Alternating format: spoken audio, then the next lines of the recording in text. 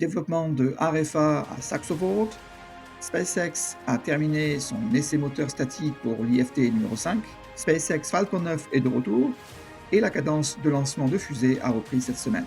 Je m'appelle Christophe Paget et voici votre actualité spatiale hebdomadaire.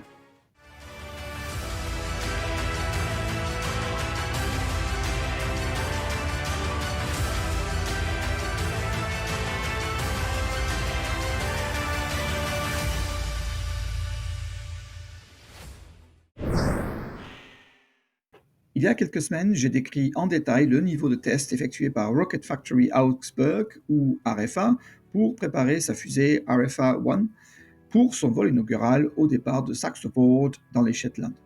Un lien vers cet épisode en question se trouve actuellement sur le coin en haut à droite de votre écran.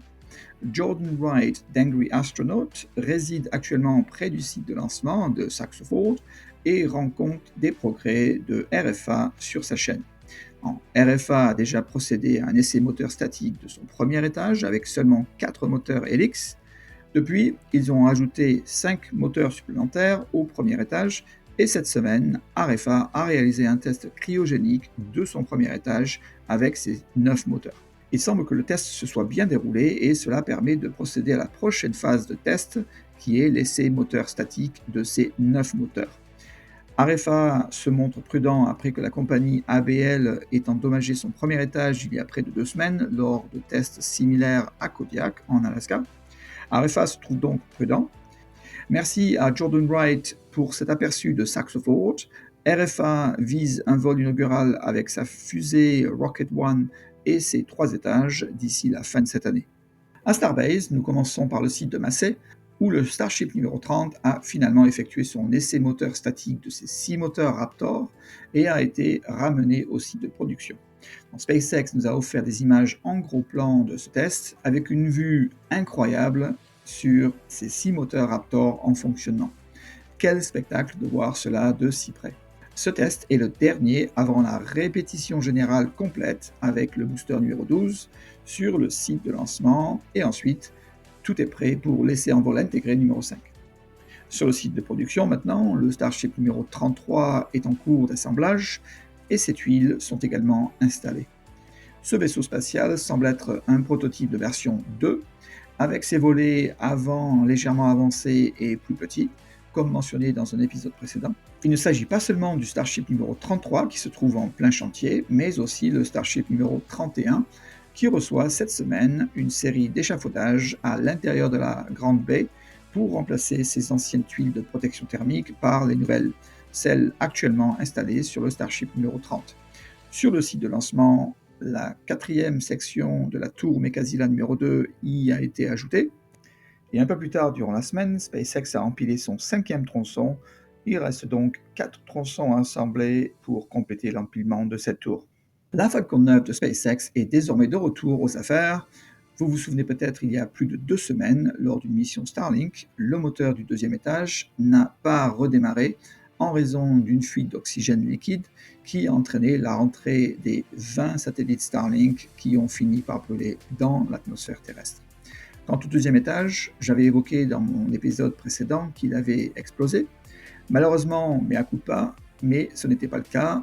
En effet, le moteur du 2e étage, appelé moteur Merlin, optimisé pour le vide spatial, a subi ce que SpaceX appelle un démarrage dur, ce qui constitue une fonction de passivation dans un tel cas pour éviter en fait une explosion du moteur, de sorte qu'aucun petit débris ne soit généré dans l'espace. Le 2e étage va donc bientôt brûler dans l'atmosphère lors de sa rentrée. SpaceX a mentionné que le problème était dû à une fissure dans une conduite de mesure de pression où un capteur de pression était fixé au système d'oxygène du véhicule.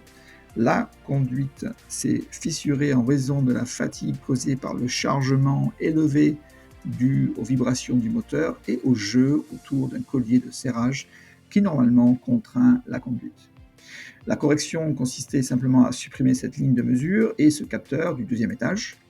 SpaceX a même testé la correction à son site de McGregor, au Texas. Et SpaceX a publié un rapport d'accident à la FAA et après examen, la FAA a donné son feu vert à SpaceX pour reprendre ses vols qui ont eu lieu depuis la Floride le 27 juillet avec une autre mission Starlink qui s'est déroulée sans aucun problème. Pourquoi est-il si important pour SpaceX de reprendre ses vols le plus rapidement possible? Pourquoi devons-nous nous en soucier? Parce que de nombreuses missions importantes sont planifiées, telles que Polaris Dawn d'ici un mois pour tester des combinaisons spatiales extravéhiculaires, bon marché et produisables en masse de SpaceX, ou le Dragon 9 avec l'équipage vers l'ISS dans un délai de 3 semaines pour renouveler l'équipage de l'ISS qui est resté près de 6 mois déjà. D'ailleurs, l'équipage de 2 personnes du Boeing Starliner est toujours coincé dans l'ISS depuis 9 semaines maintenant. Il faudra donc davantage de ravitaillement pour assurer leur approvisionnement et c'est pourquoi une mission commerciale de réapprovisionnement CRS-21 devrait être lancée d'ici une semaine. Bien que cette mission CRS-21 se déroule avec un vaisseau spatial Cygnus de Northrop Grumman, le vaisseau spatial sera transporté par une Falcon 9, puisque la fusée d'origine de Northrop Grumman contenait des pièces de moteurs ukrainiennes et russes qui ne peuvent plus se procurer. De plus, Falcon 9 lancera son cargo de ravitaillement Dragon vers l'ISS pour fournir la nourriture et le matériel nécessaires au cours des 2 prochains mois. Falcon 9 lancera également dans les 2 prochains mois 2 autres satellites européens de positionnement que Soyouz ou Ariane 6 ne peuvent pas lancer pour le moment. Je m'arrêterai ici car la liste est longue. Ce redémarrage de vol des Falcon 9 est donc bénéfique pour l'ISS et pour l'Europe aussi. Un redémarrage tant attendu de SpaceX Falcon 9 a eu lieu le 27 juillet avec une mission Starlink Group 19 depuis la Floride.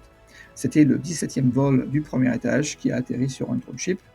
SpaceX a désormais un retard de vol que nous verrons réduire dans les semaines à venir. Et d'ailleurs, le 28 juillet, on a vu 2 autres missions Falcon 9 Starlink. Le premier venait de Floride pour sa mission Group 10-4.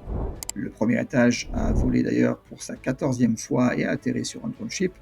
Le deuxième vol provenait de la Californie pour sa mission Group 9-4, où le premier étage a atterri sur un drone ship pour la 17e fois. Ce sont 3 vols où le deuxième étage a parfaitement fonctionné, et d'ailleurs il s'agissait du 301e revol d'un premier étage de Falcon 9.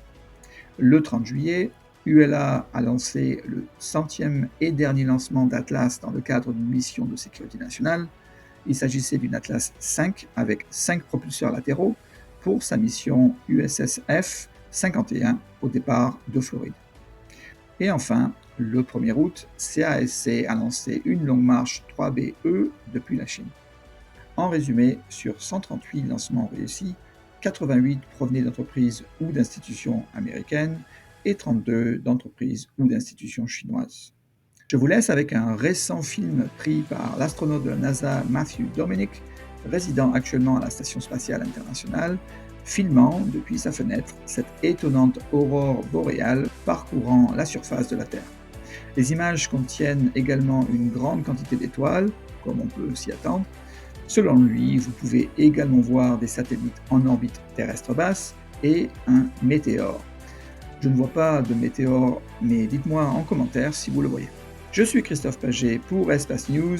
Merci d'avoir regardé votre revue hebdomadaire sur l'espace. Au revoir et bonne semaine.